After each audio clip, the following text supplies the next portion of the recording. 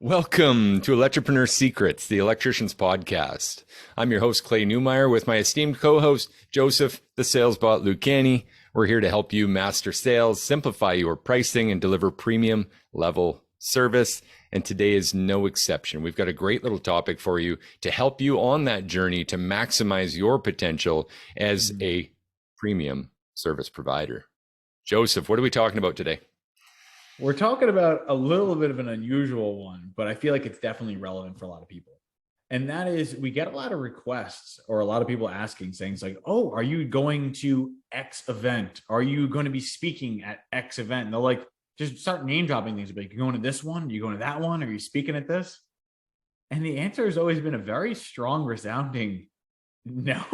No, Right. Are you going to the event, and why not? Hey, just so you guys know, let me give this just a little preface.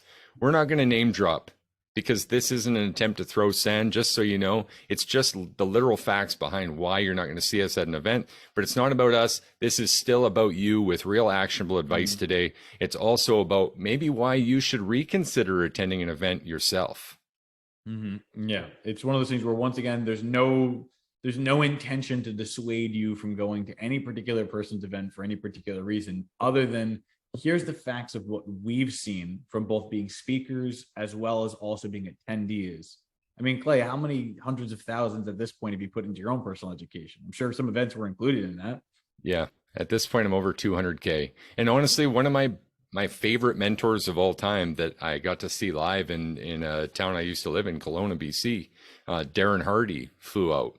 But amongst others, it was like Omar Johnson, who was the chief marketing officer of Beats by Dre, and the billion-dollar scale that they saw. That was actually remarkable. I did take notes on that one. And Walter Bond, maybe one of my favorite speakers of all time, ex-NBA player, really relatable, sweats his bag off up there, just works hard from stage. But Darren Hardy, honestly, I love the guy, but it was a letdown.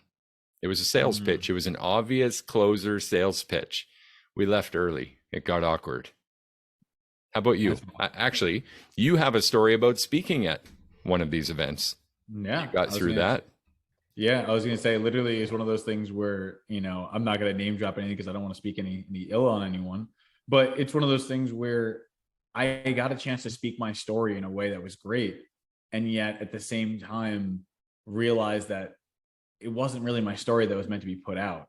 It was just meant to be something where you could all learn from other people trying to put their stories for a particular goal that was being achieved. And Right. my goal did not align with that goal. That's true. And that's fair to say.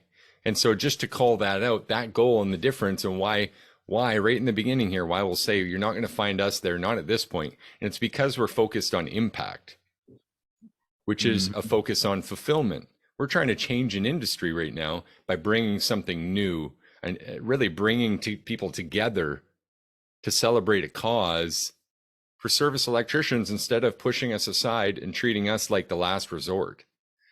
And that's one of the biggest things, is quite often these seminars that people are attending are focused on the big three, -1, it feels like. Yeah. It always has felt that way. I don't know how many master electricians take the stage. And it's very rough, because I remember I was told when I was going, it was like, wow, we have an actual electrician talking. And I'm like, why should that be such a big deal? Shouldn't we be on the stage on a regular basis? And it's like, no, you're not in HVAC, you're not in plumbing, you're not present. You can show up because you'll hear things like, this will work for electricians, or electricians could take action on this. But all that's really saying is, with enough effort on your own end, you could take anyone's information and warp it and twist it and make it something that you can take action on. And is that really the kind of event that electricians want to go to? Not really. And honestly, this reflects exactly on the interview we did of your story, where you were looking around a coaching program that you were attending while building your business and realizing, wow, the tickets around me are much bigger than mine.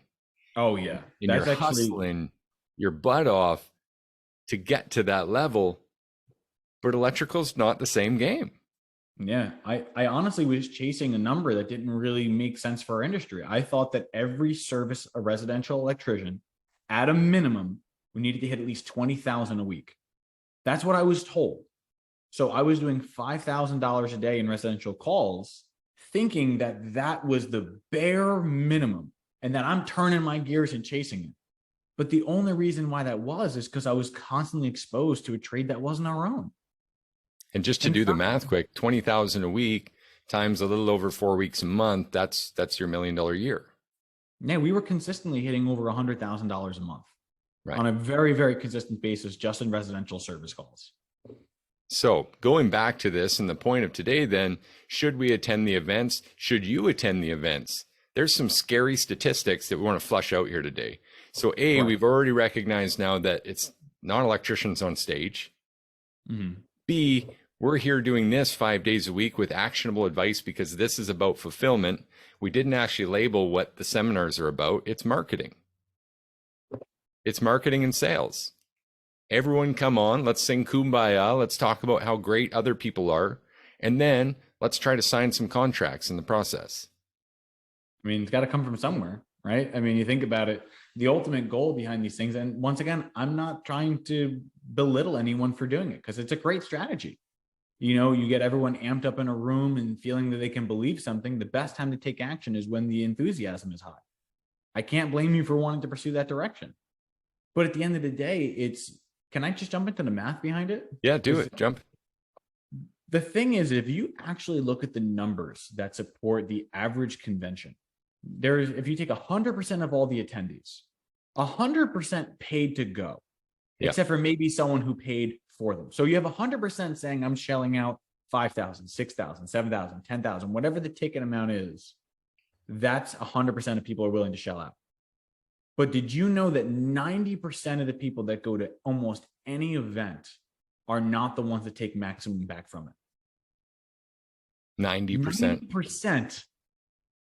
90%. That's a huge number to focus on, right? So is that saying then that only 10% actually take something actionable and make an improvement in their business from that event? So the thing is it actually comes by a law of diminishing returns.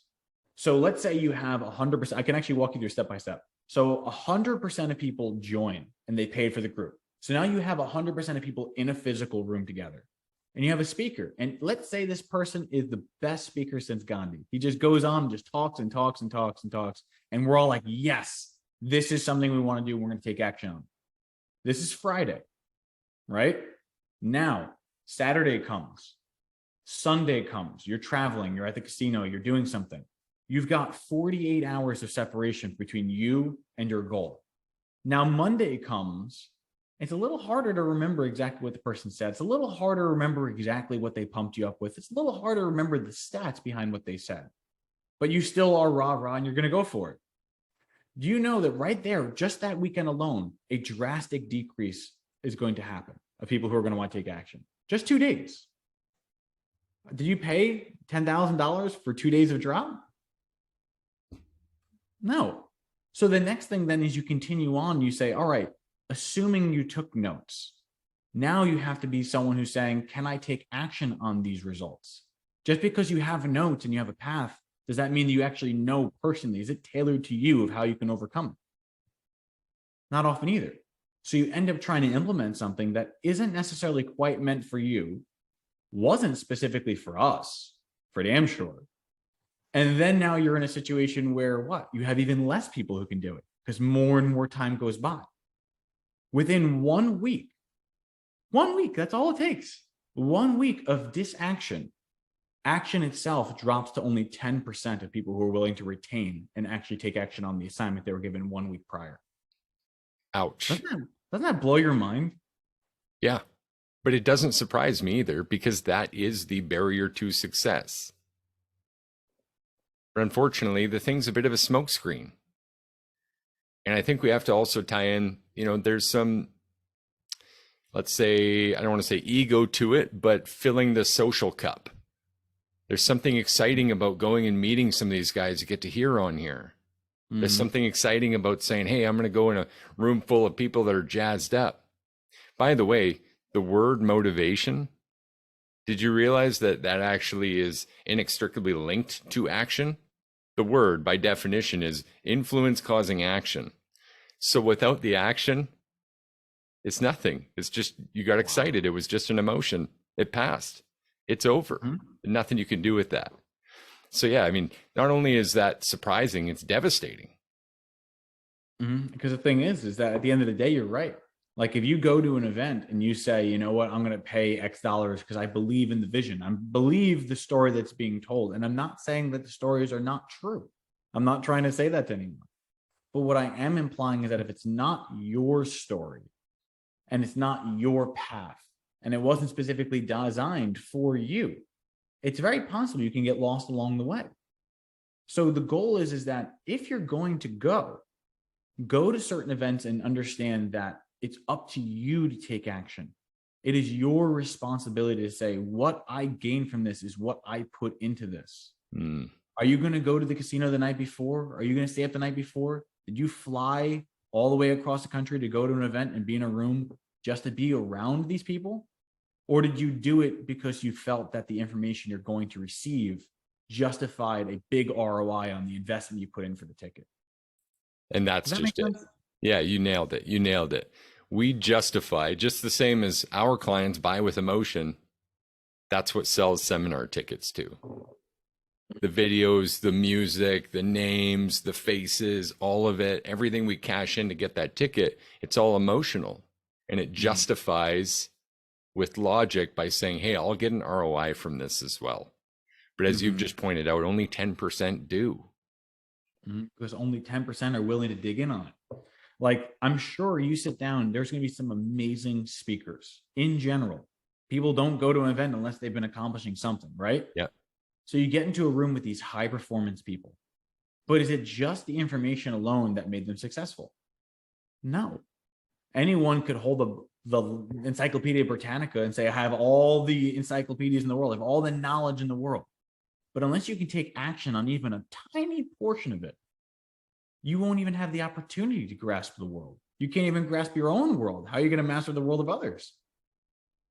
It comes down to saying, what am I willing to put into this?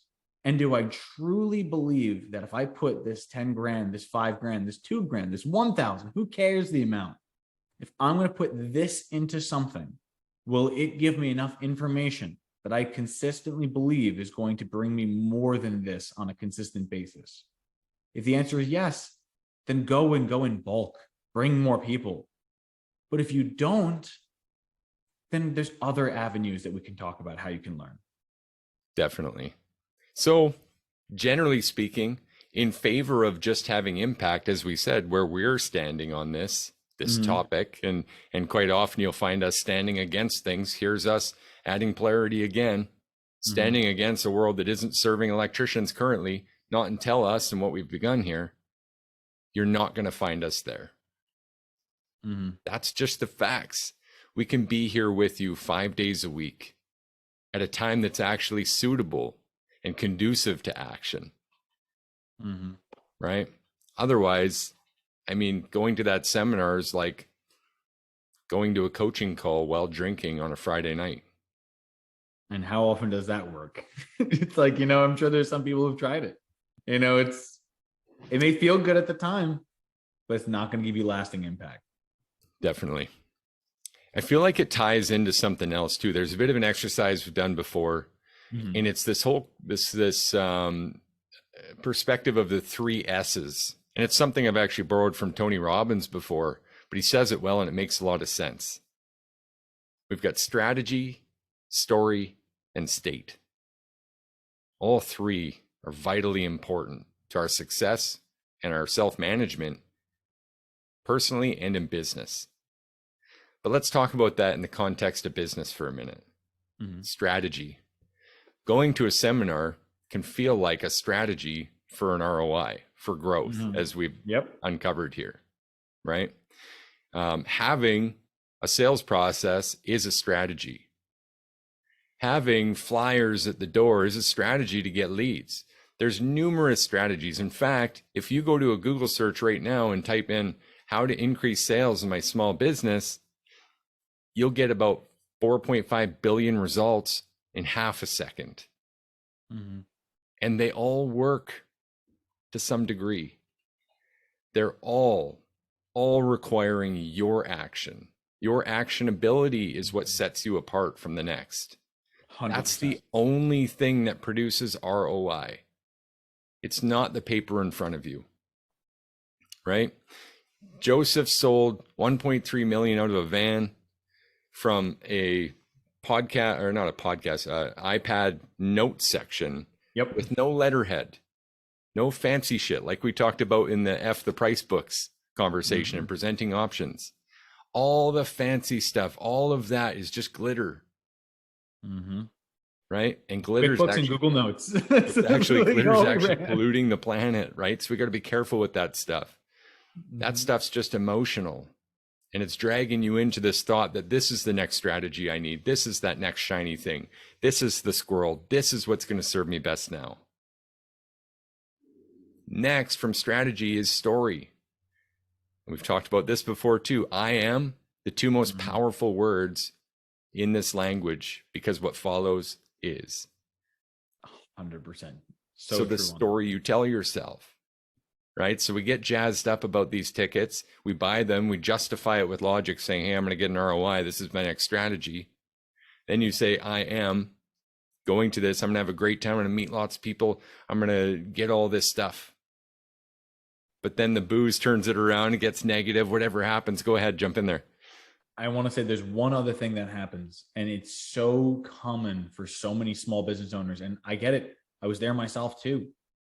How many of us don't get a break, right? We don't get breaks at all. We're used to running Monday through Saturday, Monday through Sunday. You grind and you grind and you grind and you grind.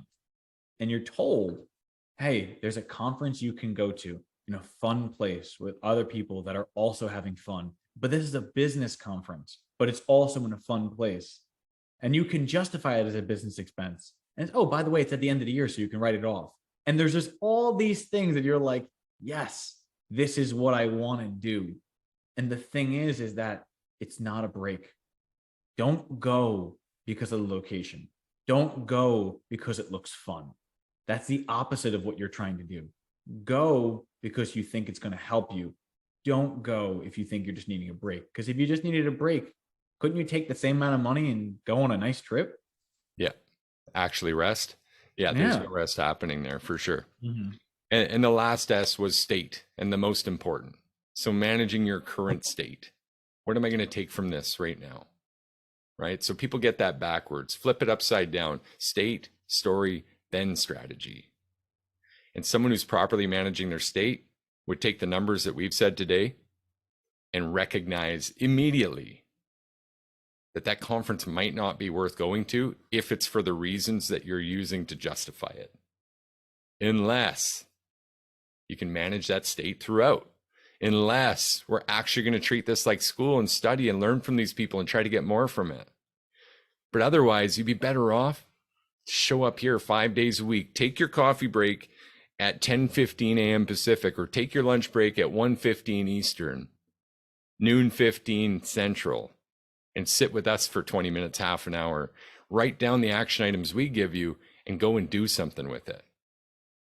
That might be something that actually pays for a conference for you, right? I would think that. I'd stay behind that. Because here's one last thing, and you talk about this a lot: financial responsibility. It's one of the things we help with. We try to make sure that you guys aren't losing money faster than you're making it. And when that excuse comes up to be a tax write-off, to spend 5-10 grand just for yourself, to go to Vegas for the weekend and brush shoulders with these guys, to learn, and like you said, gamble and drink and rest, the whole thing really is hogwash. And there is no ROI, except for the 10% that don't do it like that. But I imagine those are the people that also don't rack it up to a 10 grand expense either. You're not wrong. It's like the thought of fiscal responsibility isn't just being frugal. Like every one of us said, if you could give me $1 million, I'd pay 100,000 for it right now. Like every single one of us would do that. So it's not just the thought of being cheap, but it's the thought of saying, you know what can I do? And the thought is, you know what? It's probably saying, hey, is there a Zoom login? Can I listen to this remote? Is this information something that is only deliverable in person? Is this not available anywhere else? Isn't that a worthwhile question at the very least to ask? I think so. I think so for sure. So as an action item, we got to jump into this and finish this one up. We are not trying to dissuade you from professional growth. In fact, I want to challenge you on something with that. Yep. In your fixed expenses, if you go down to the line item professional development and or training, how much money is there? How much is budgeted, allocated to that expense this year for you? Because I promise you it's directly proportional to your growth. Mm-hmm. And it's the absolute best benefit that a business owner has is being able to take business dollars, reinvest to see business and personal growth so that you will, I promise you, never be here again. Mm-hmm. And that's not to say here's a bad place, but it is to say, hey, we're going to keep growing every day. 1% better, 1% better, 1% better. So that's my big action item. The first one, definitely. Do you have an all-star in mind, or do you want me to keep going? Yeah. I was going to say, I've got something off the top of my mind, just what I want to say, but we can always work on it together. Sure. Is the thought of saying you don't have to be surrounded by people, but you do need to be surrounded by information. A man who just sits alone in a room won't gain anything unless he's surrounded with the ideas of others. So if you're going to be alone, what's stopping you from going to a library or just going online and figuring out what you can do? What information is accessible to you? There are a lot of trainers out there. A lot of them have information. You don't need to physically go in person to learn the events. That's my first thought. For sure. And again, tying that right back to action. That's why we present action items every day. So how can we make the most of this? So the all-star action is really the intention behind it, because I'm not going to say don't go, but if you go, there has to be an intentional gain that you're trying to put across. So literally, you might laugh at this, Clay, but I don't like to party. I don't like to go out in the evenings and whatnot. The thought of being home by 9:30, 10 o'clock sounds great to me. So the thing is that if you're going to an event and it happens to fall on a Thursday, Friday, Saturday, my goal is to assume that it's actually Monday and you've got a 5 a.m. call the following day. That is the perspective if you're going to be an all-star, is to say, you know what?